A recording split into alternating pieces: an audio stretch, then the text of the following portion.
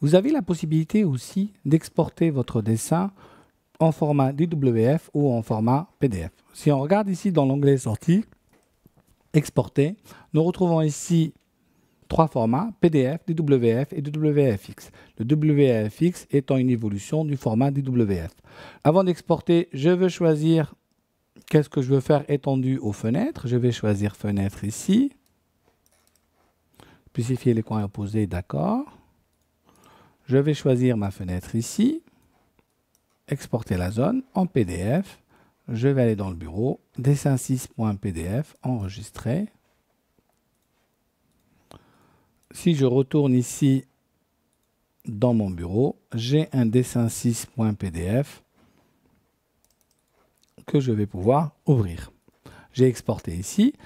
L'exportation directe PDF a exporté aussi les calques de mon dessin. Vous voyez ici, j'ai la possibilité d'afficher ou de masquer mes calques à l'intérieur de mon PDF. Pour le format DWF, on va choisir ici Fenêtre, exporter ici DWF. Je le remets aussi dans mon bureau, dessin 6.dwf, enregistrer. L'intérêt du WF, c'est d'être ouvert par les navigateurs web et on peut à l'intérieur le commenter et l'annoter. Donc pour des personnes qui ne possèdent pas AutoCAD, ils pourraient l'ouvrir par exemple avec l'Explorer et l'annoter. Nous allons tout de suite faire la manipulation. Donc ici, j'ai Internet Explorer. Mon dessin de WF est ici. Je vais le glisser sur mon dessin. Là, il me dit, voulez-vous autoriser les contenus bloqués? Oui, je vais les autoriser.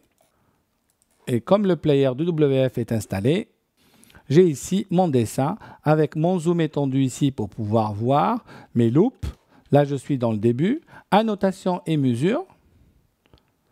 Vous voyez ici, j'ai la possibilité d'aller mesurer des longueurs sur mon dessin, sur des parties. Vous voyez ici, c'est 360, il me l'aurait écrit en rouge. En revenant ici dans l'onglet Annotation et mesure, j'ai la possibilité, par exemple, de mettre un tampon. Si je clique, voilà, approuver pour valider ma maison. Je reviens ici dans l'onglet Annotation. J'ai la possibilité de faire des commentaires avec une flèche ici. Et on va écrire à l'intérieur, attention au lavabo,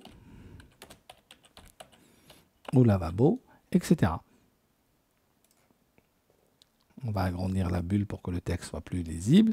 Toutes ces annotations-là sont reprises ici et la personne qui reprendra le fichier sur AutoCAD aura la possibilité de l'ouvrir à nouveau et de voir vos annotations et de tenir compte des différents commentaires. Le format DWFX étant tout simplement une évolution du format DWF.